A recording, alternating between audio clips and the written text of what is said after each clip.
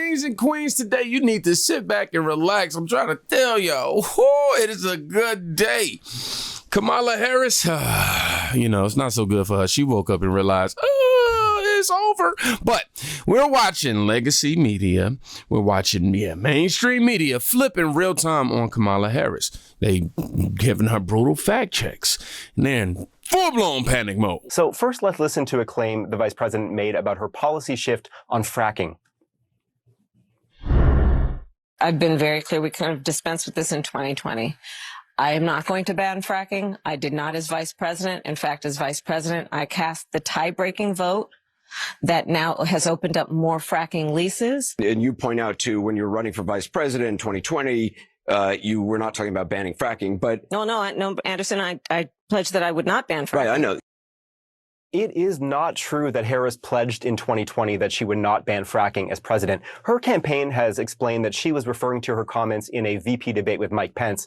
But here's the thing about that debate. Nowhere in it did Harris say she had changed her own previous 2019 support for a fracking ban. What she did say in that debate twice was that Joe Biden, the head of the Democratic ticket at the time, would not ban fracking himself. I have the quotes here. She said, Joe Biden will not ban fracking, end quote. And then she said, quote, Joe Biden will not end fracking. He has been very clear about that, end quote. She didn't say Kamala Harris wouldn't ban fracking as president. That made sense at the time. He was the candidate. But contrary to her claim tonight to Anderson, she did not pledge until this year that she personally would not support a fracking ban. Now let's listen to something she said tonight about former President Trump's border wall. Remember, Donald Trump said Mexico would pay for it?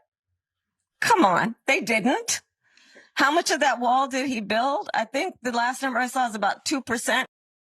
It is true Mexico didn't pay for the wall. That 2% figure, though, is at least somewhat too low. Trump repeatedly said on the campaign trail in 2015, 2016, that we need 1,000 miles of wall. And during his presidency, 52 miles of new wall were built where no wall existed before. So even that is more than 5% of his pledge. And he also built an additional 406 miles to reinforce or replace previously existing border barriers. Much of that replacement wall, guys, was significantly bigger and more daunting than the previous barriers. So I think you could argue it should count too. Now, finally, let's play something the vice president said about Trump's 2017 tax cuts. Sadly, Donald Trump, when he was president, gave tax cuts to the richest, to billionaires and big corporations, which added trillions of dollars to our deficit. It is absolutely true that, according to independent analysts, the wealthiest Americans got the biggest benefits from those Trump tax cuts. So this Harris claim is not false, but I think it's worth noting something she didn't mention, and that's that Americans of all income levels got tax cuts from this 2017 law. The Nonpartisan Tax Policy Center found in early 2018 that the law, quote, will reduce individual income taxes on average for all income groups and in all states. The think tank estimated that about 65% of households would get a tax cut in 2018, and between 60 and 76% of taxpayers in each and every state. So yes, indeed, the rich were the biggest winners from Trump's tax cuts, but it certainly wasn't just for the rich. I'll tell you one thing. Trump is definitely good for business. Even if you don't like him, he's definitely good for business. As somebody pointed out, Mark Thompson. Without him, CNN would likely be out of business for 4 years. I ain't even gonna lie. Nah, I definitely agree with that sentiment. They finally realized how bad she is, and all the propaganda, hasn't overcome it. Like, it will not be able to mask who she really is. And this is just real, short bus behavior. I'm just being real. Let's read a few comments. It's so obvious. Someone says, seems like they're trying to moderate their stance because it isn't looking great for the Democrats. Of course, they're going to try to moderate their stance. They want to position themselves on the side. It's like, we didn't just try to make you feel like you was delusional for saying that, Kamala isn't what we're seeing her be. Oh, yeah, let's backtrack a little bit. Somebody said maybe they're trying to pivot to a more centrist position and real news reporting. But no way. I can't forgive them for everything they've done. I totally agree with that. Maybe CNN is tired of looking stupid, trying to cover up Kamala's stupidity. Okay. It's definitely a thing. Brutal fact checks. Someone else wrote, she's incredibly good at saying, let me be clear, or I've been very clear, and then proceeding to say something that makes absolutely no sense whatsoever. But again, we're gonna, come over here to Fox News, and they're saying even the liberal media is starting to panic. Vice President Kamala Harris and her campaign are now facing some dire warning signs with just 13 days to go. Democrats are reportedly worried that Harris's message just is not resonating with American voters. The joy phase is officially over, and former President Trump is only building momentum during this final stretch. Hello, everyone. This is Outnumbered. I'm Kayleigh McEnany, here with my co-host Emily Campagno and Harris Faulkner. Also joining us, Lily Gil Valletta, Culture Plus Group co-founder and CEO, and Charles Payne, host of Making Money on Fox Business. Well, less than 2 weeks from the election. I keep saying it, but I can't even believe it. And these are not the headlines that the Harris campaign is hoping for. Look at these. The Hill writing, Democrats fear race may be slipping away from Harris. Politico says the clock is ticking. It's kind of ominous. There's, quote, ominous signs that Kamala Harris's blue wall is collapsing. And the Wall Street Journal columnist thinks that Harris needs to turn it around. Even the liberal media is admitting they are very afraid. I'm starting to worry about the polls because I see a lot of... Not The View. Joy Byrne. What? The media saying that he's leading and everybody's getting nervous. So how did we get here? How is the race this close? Why is basically every public pollster saying the election is way too close to call? What is it that's going on here that has allowed this election to be so close? Common sense is taking over. Oh my God, we got a steal your Joy Reid. This race will be far too close. Because unfortunately, we do have a fascist groundswell in parts of this country, mainly among white men, let's be clear, but in small pockets among black and brown men too. Yikes. That's so racist. Oh my gosh. Well, let's talk about that fascist groundswell. Charles, you got a kick out of that. I did. Let's pull up I want to pull this up while you speak. The Real Clear Politics average of swing states. The fascist groundswell appears to be real. Donald Trump leading in every swing state, margin of error, nevertheless. But that's the fascist showing up, I guess. I mean, you start off the read, right, by saying that her message isn't resonating. What message? Trump bad? Orange man bad? We've been hearing that for a long time. There's no message. There's no meat on the bones. She did no interviews because all of the establishment was able to create this sort of, this momentum. And she rode the momentum. Now, there were some folks out there saying, hey, while you're riding this momentum, try to, get some fundamentals there. Try to, no, they rode the fundamentals till it got wobbly and now it's too late. But, for some reason, it's not the messaging or worse, not the policies that's scaring the hell out of people, but the embedded fascists in the black and Hispanic community, which are well known for having fascists. I mean, this whole thing is absurd and preposterous. It is. Of course, if it's not going in their favor. Look, Lily. If it's not going in their favor, of course, they're going to sit here and try to condemn and do the gaslighting thing. But it's the panic mode that's, putting them in the corner. And if I was a voter on the side of Kamala Harris and I was still anti-Trump or whatever, I would take this into consideration. Like, whoa, wait, why is everybody backpedaling? Why every single time somebody in y'all party gets put in a bad light, everybody turns their back on them? Like, come on now, that should tell you something. We've been trying to warn you. It's absurd and preposterous. Look, Lily, you've got the polling, and the polling could be wrong either way, so you can only trust the polling so much. You have the leaking of Democrats, the bedwetting, if you will, which I think is telling. The Democrats tethering themselves to Trump, like Bob Casey on trade. Right. But then this, to me, is the sign that I'm watching the most, and it's ballots returned by party. And in Pennsylvania, I want viewers to pay close attention to this. I found this data this morning. So you can go on PA.gov. I go on pretty much every day to see the percentage of ballots returned. Democrats, as of 8 a.m. on the 22nd, are at 62%, Republicans 29%, other 10%. Okay, Democrats always vote early. That's not anything, to be concerned about. Republicans. However, here's what's interesting. When you compare that to 2020, the last day of 2020, Republicans have increased their share of ballots returned by 5% in Pennsylvania. Democrats have decreased by 3%. We'll see what happens. There could be Republicans voting for Kamala, but nevertheless, if I were Kamala, I would look at this and I would think, I'm concerned about these slight shifts because slight shifts matter. Huge. Slight shifts. Exactly. I mean, remember, Pennsylvania, barely the difference was 100,000 votes. And then when you double click in states like that, back to the diversity, Hispanic and Black influence, there are like close to 100,000 eligible Hispanic voters in Pennsylvania. So we got to pay attention to these shifts beyond the emotion of race and identity politics. It's back to, we heard it in the 90s. Is the economy stupid? It really is that. So what policy is it that is resonating? And we're seeing that shift and that move amongst Hispanics, among young men, among business people. Bill Ackman just this morning was very bold and strong about Trump's policies for growth. Elon Musk, of course, has been very loud and proud. So there are my favorite African-American culture shapers and things that transcend name calling that are moving the people for sure. I'm so glad you said that, because there are moments that matter that go viral, Emily. And we saw Donald Trump at McDonald's. We saw him at the Al Smith dinner. We see him doing these very interesting things that create moments. And then I see this data aggregator. He's a reporter. His name's Kyle Tharp, and he tracks digital trends. And this was fascinating. I said the McDonald's stop was the best I'd ever seen in retail politics. And Emily, he says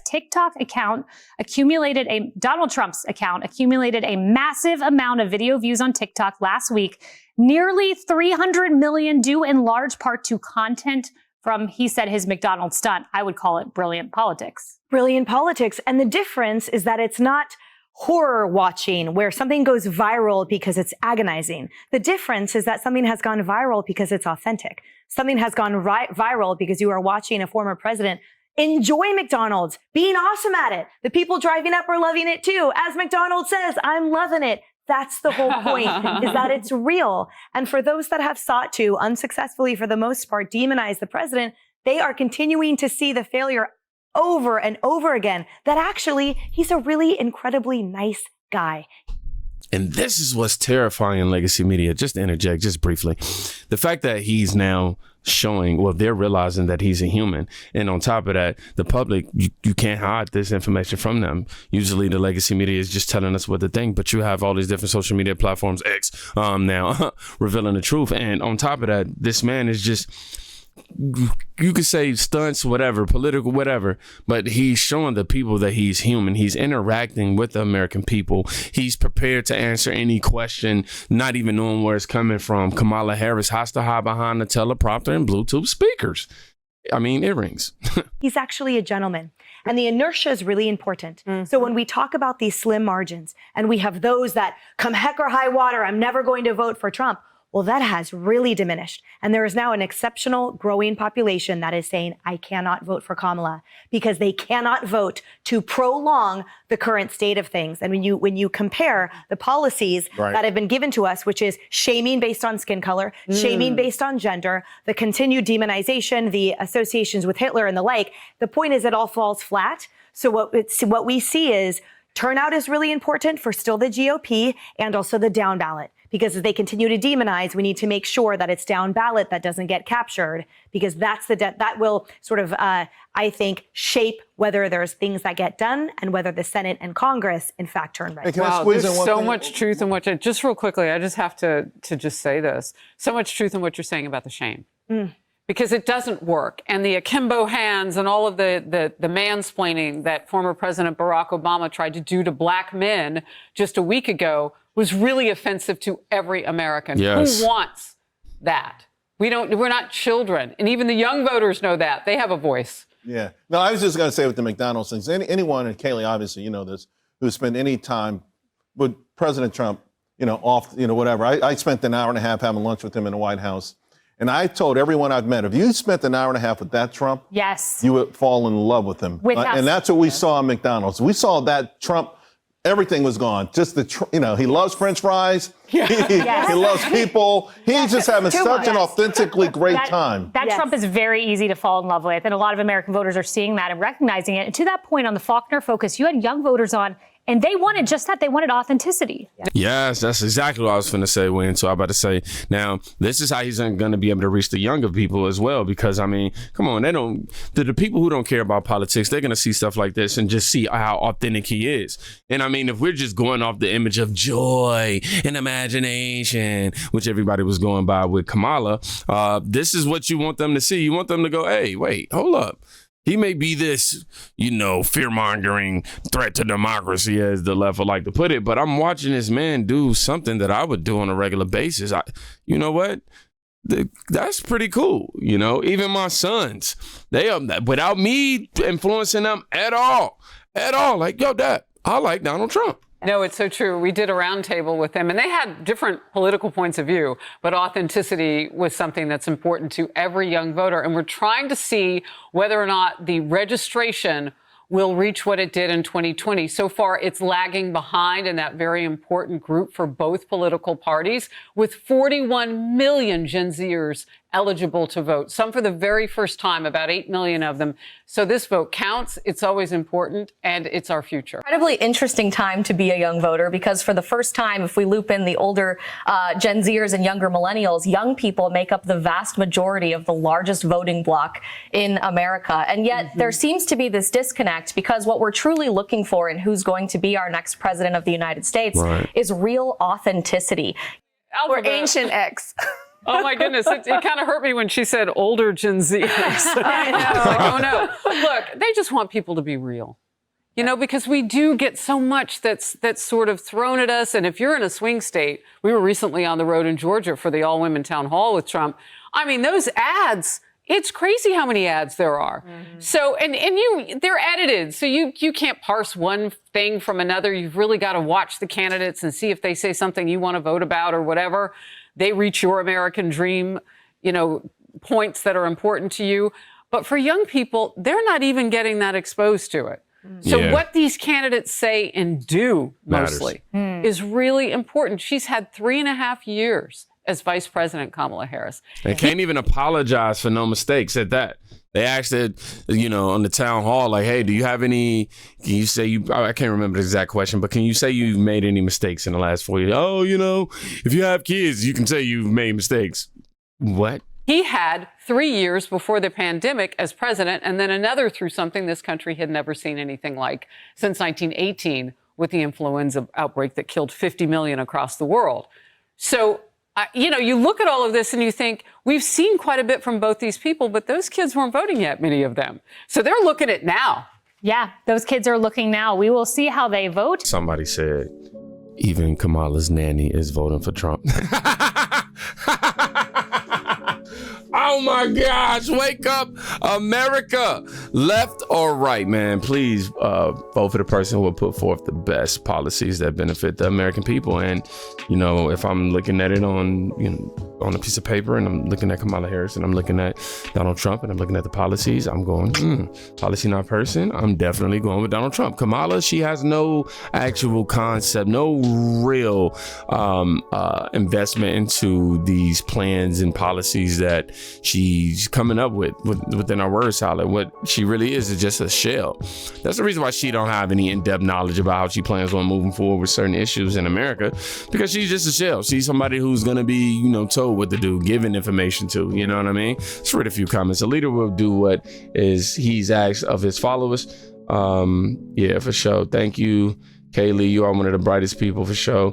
Bye-bye, Democrats, somebody said. The Amish in Pennsylvania are going to hand Trump the presidency. Yes, I've been hearing a lot about the Amish community. We definitely got to do a video covering that. The men are taking over the country like it's supposed to be Trump, baby. Nobody wants that lady Kamala duty. Wow. Yeah, I will say this. Obama, that was very insulting for you to pretty much just tell me that because of my skin color, I'm supposed to somehow show up in support for Kamala Harris. That was actually real effed up and insult. It was a very big insult to not only my intelligence, but all black men across America. Not only just black men, men in America, Americans, to sit there and insinuate that we somehow have to vote in a direction based on our skin color and have no, you know, basically be zombie, hive-minded, and mass, and we can't have individual thought. That's something that you should consider when you're heading to the polls this year. Show this to your Democrat friends.